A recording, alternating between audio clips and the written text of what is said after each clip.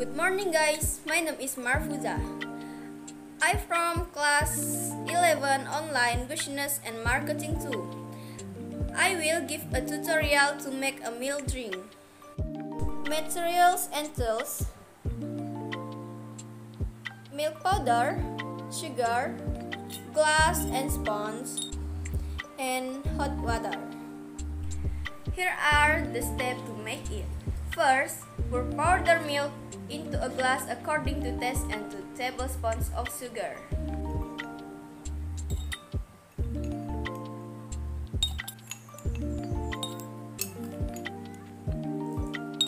Then, pour hot water into that already contains powdered milk.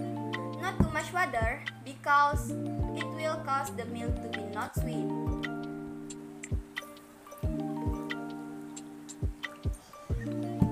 Next, stir until the milk is evenly distributed. And the milk is ready to be served. Thank you for watching. See you in the next video. Bye!